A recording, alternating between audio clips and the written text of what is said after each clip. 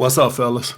So today we're here to talk about why I never discuss building rapport and comfort. All right. Now this is a funny because a female patron asked me this, right? And this just goes to show you guys what I'm talking about. Females do not know what they're attracted to. That's the bottom fucking line. Now, guys, y'all want to know who builds comfort and rapport? Guys in the fucking friend zone. That's who tries to build comfort and rapport because they have been taught from watching movies and all this other bullshit that you got to get to know a woman, you got to make her feel comfortable around you, this, that, and the other, because they don't fucking know any better. All right. And women from watching TV and everything that they are taught that a man's supposed to build rapport with you. But when you do, they lose interest. All right. Y'all want to know what builds attraction in women? Mystery and being unpredictable. All right, guys. So aside from the first phone call that you get when you first call a woman for the first fucking time when you talk to her and stuff like that, past that 5 to 10 minutes on that first fucking phone call, from then on, comfort and rapport is done. Attraction in women is the opposite of comfort and rapport. So if you get into this thing where you want to try to build comfort and rapport, and this comes, what these is, guys, this is when you talk to a woman on the phone too much. So hypothetically, say you got a number Saturday, and then you called her Wednesday and asked her out for a date on Saturday, right? And then you want to talk to her Thursday, Friday, Saturday, she probably gonna flake on your ass. And she probably won't even know why. Well, I'm sitting here and I'm gonna tell you fucking why. The mystery is gone, the challenge is gone. And what I mean by challenge, the fact that you gave her that much of your non-sexual attention that fucking fast and she didn't have to work for it, what does that say about you? Does that sound like a high value male to you? All right, does that sound like a guy that girls are blowing up his phone and he got other dates lined up? He on the phone talking to your ass. Okay, he called me Wednesday. We set up a date for Saturday. Then he called me back Thursday. We talked again. Then we talked Friday. We had great conversation. And now I don't want to see him. And she don't even know fucking why. And I'll tell you why. Women are hardwired to seek out the highest value male that they possibly can. That guy right there is the opposite of high value male. That's what it is. Now, let's hypothetically say he's a nice guy that had great conversations. Maybe she'll go on a date with him or whatever the case may be. But if he keep that behavior up, his ass going straight in the friend zone and he won't even know why. All right. A lot of you guys are over here right now because of behavior like that, trying to build rapport. All right. You don't build rapport with women. You build mystery. The less they know about you, the less they want to chase behind your ass. The more they want to chase behind your ass. All right, the less you talk to them, the more of a challenge you is, the more they want to chase behind your ass. And they don't even know why. All right, they don't even know why, but it all boils down to being a high value male. Instantly, they think like, well, he obviously must have other options if he ain't blowing up my phone or trying to talk to me. So if you talk to me Wednesday and I ain't hear from you Thursday or Friday, well, he probably was dating other women. That means that he's pre-selected. That means that he has other women in his rotation. That means he's pre-selected. That means that, well, maybe I should fuck him too then.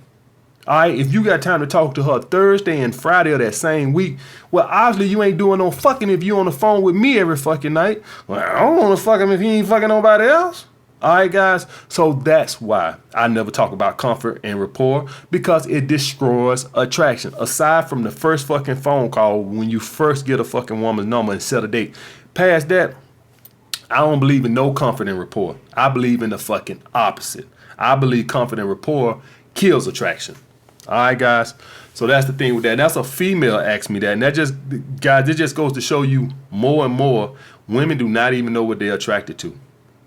That clears it up right there. And that female patron who asked me that, she asked a lot of good questions because she don't know what she's attracted to. All right, and she asked a lot of good questions. So, shout out to that question. That's why I don't do it. All right, and one thing I keep coming up, whether I post on here, on my other channel, whatever the case may be, one thing that I keep hearing come up is guys will say, I wish you would have made this video sooner. Now, the reason why guys say that is because usually when I post a video, they already been a fuck some up. And had I posted that video earlier, it would have prevented them from fucking up. And what I say to that is, I'm glad you fucked it up. Because, guys, here's the thing. Don't nothing I say hold weight unless you done been through it before.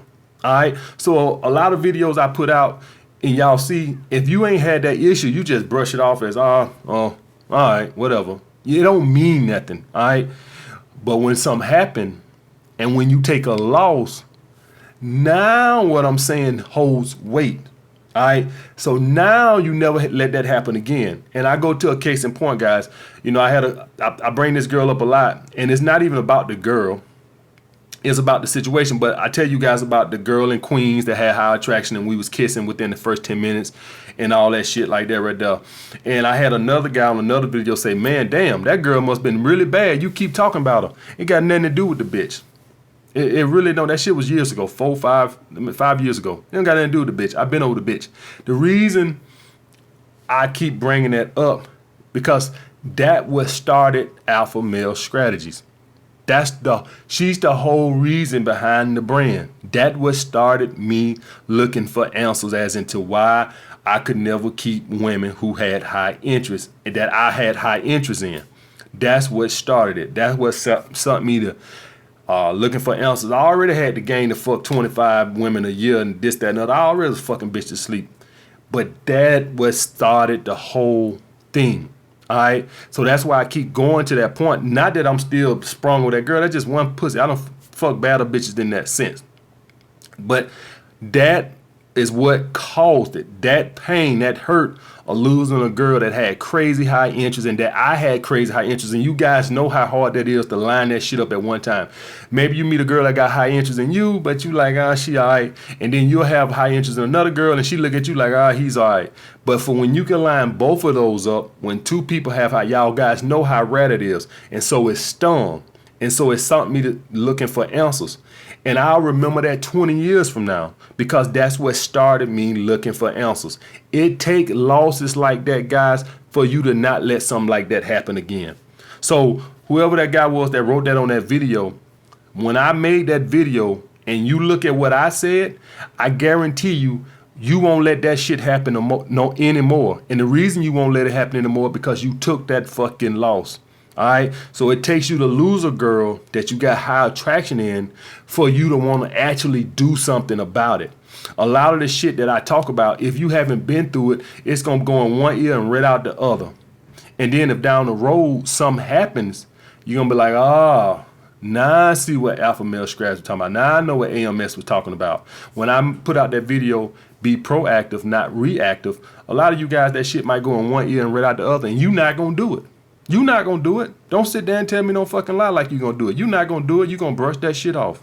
As in, this dude crazy. You don't know what the fuck you talking about.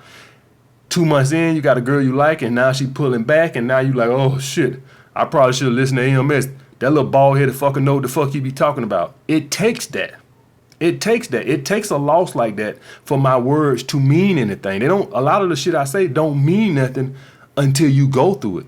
If you ain't been through it, it means absolutely nothing. So I put out that video, be proactive, not reactive. A lot of you guys gonna look and say, man, me and my girl are going good. I'm not finna start pulling back, playing these stupid little games that little bald-headed fucker talking about. Nobody studying that shit.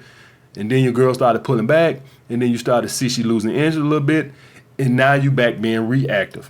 All right, a lot of you guys are not going to do that. I know a lot of you guys are not going to do that. You're going to see that girl every fucking day, every fucking week, just like you've been doing it because you think you know every fucking thing, ain't been through shit, and it's going to take that loss. It takes that for you to say, okay, for now going forward, I am going to be proactive. I am going to be more of a mystery. I am going to be more of a challenge. You won't do it until you went through something.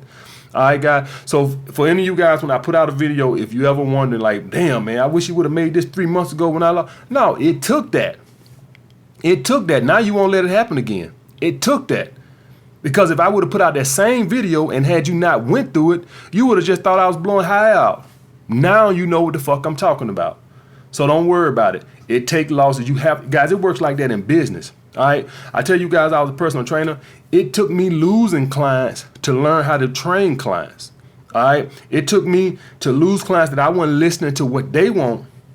And then when they come up and tell me, oh, I'm not going to resign, I'm be traveling back and forth to Brazil, you know it's a bullshit lie. You know, clients are just like women when they want to fucking don't want to go on a date with you. They come up with the bullshit lie I ever seen him. Oh, I'm gonna be going traveling back and forth to Brazil and bitch, you ain't going on fucking Brazil, traveling back and forth to Brazil. Just say you don't want to keep training with me. But it takes those losses for me to actually, when I'm training the client, to make sure that I'm listening to the client to give them what they want. So it took those losses for me to become a better trainer. And it's gonna take those losses for you to become a better player. All right? That's the way it works, guys. So don't worry about it.